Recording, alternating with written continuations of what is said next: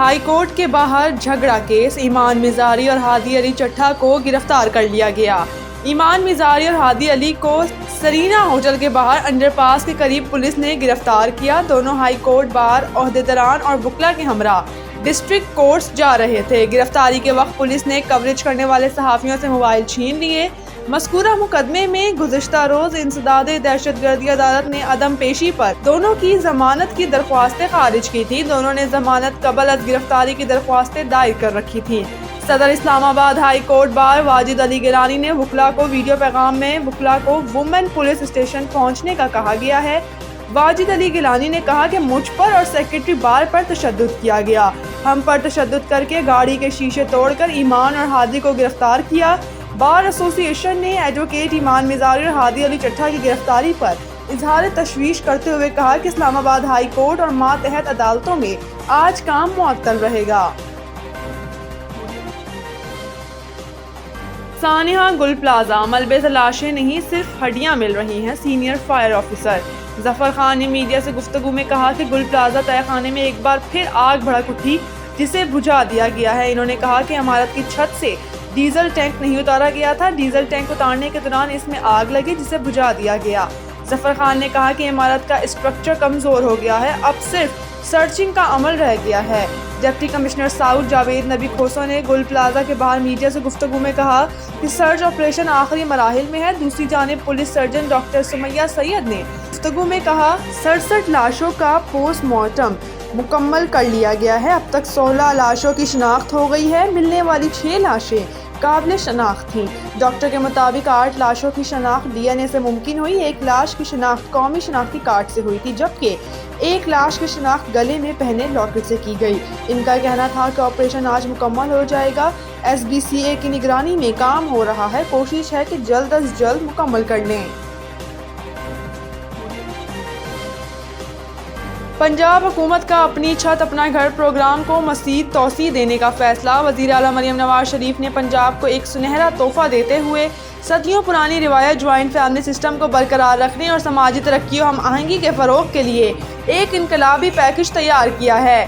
سانجھے چولہے، سانجھے ویڑے اور اپنی چھت بھی سانجھی کے تصور کے تحت حکومت پنجاب نے جوائنٹ فیملیز کو خصوصی سہولت فراہم کرنے کا فیصلہ کیا ہے۔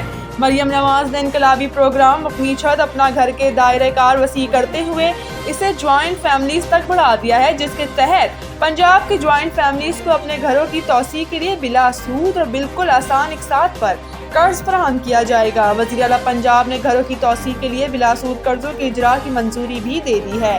وزیر اعلیٰ پنجاب نے جون 2026 تک 1,60,000 گھر بنانے کا ہدف مقرر کر دیا ہے۔ اس کے ساتھ ہی پنجاب میں جن شہروں کے پاس اپنی زمین نہیں، انہیں زمین بھی فراہم کی جائے گی اور گھر بنانے کے لیے بلا سود اور آسان قرض بھی دیا جائے گا۔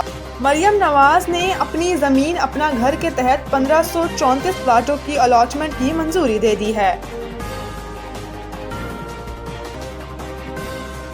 ملک کے بالائی علاقوں میں شدید برف باری، رابطہ سڑکیں بند، سیاح پھنس گئے، مختلف حادثات میں 2 افراد جاں بحق۔ بلوچستان کے شمال بالائی علاقوں میں برفانی طوفان کا سلسلہ جاری، زیارت جانے والے سیاحوں کی درجنوں گاڑیاں کوئٹہ زیارت شاہراہ پر پھنس گئیں۔ چمن کے گرد و نواح میں 100 سے زائد سیاح گاڑیوں میں موجود ہیں۔ N50 شاہراہ کان مہتر زئی، خانو زئی، مسلم باغ سمیت کئی مقامات پر ٹریفک شدید متاثر ہوئی ہے۔ شاہراہ پر برف اور پھسلن سے بین الصوبائی شاہراہ پر مسافر اور مال بردار گاڑیاں پھنس گئی ہیں۔ N50 پر 9 مختلف حادثات پر 27 افراد زخمی ہوئے۔ کوزک ٹاپ کے مقام پر شدید سائبرین ہوائیں چلنے سے N25 چمن کوئٹہ کراچی شاہراہ پر درجہ حرارت -12 تک گر گیا۔ شیلا باغ کے قریب پھسلن سے کئی گاڑیاں آپس میں ٹکرا گئیں، جس کے نتیجے میں 2 افراد جاں بحق اور 7 زخمی ہو گئے۔ کوئٹہ میں بھی موسم سرما کی پہلی برف باری ہوئی۔ دوسری جانب مانسہرہ، بالائی گلیات، شانگلہ، لوور دیر، مہمند، کالام اور کزئی، چترال، خیبر سمیت خیبر پختونخوا کے بالائی علاقوں میں بھی شدید برف باری ہوئی۔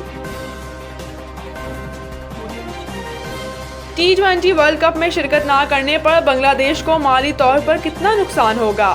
بھارتی میڈیا کے مطابق ورلڈ کپ میں شرکت نہ کرنے پر بنگلہ دیش کو 325 کروڑ ٹکا کا نقصان ہوگا۔ رپورٹ کے مطابق بنگلہ دیش کرکٹ بورڈ BCB کو سالانہ آمدن کی کمائی کے تقریباً 60% براڈ کاسٹ اور اسپانسرشپ کی مد میں ہونے والی آمدن سے بھی ہاتھ دھونا پڑ سکتا ہے۔ بھارتی میڈیا کے مطابق بنگلہ دیشی کھلاڑیوں کے ورلڈ کپ کھیلنے پر آمادگی کے باوجود مشیر کھیل ڈاکٹر آصف نذرل نے ورلڈ کپ نہ کھیلنے کا فیصلہ کیا۔ یاد رہے کہ بنگلہ دیش نے سیکیورٹی خدشات کے باعث بھارت نہ جانے کا فیصلہ کیا تھا۔ بھارتی میڈیا کے مطابق ورلڈ کپ کے ہائی کورٹ کے باعث بنگلہ دیش کی بھارت کے خلاف مستقبل کی 2 طرفہ سیریز بھی خطرے میں پڑ سکتی ہیں۔ دونوں ٹیموں کے درمیان اس سال میں 2 طرفہ سیریز بھی شیڈول ہیں۔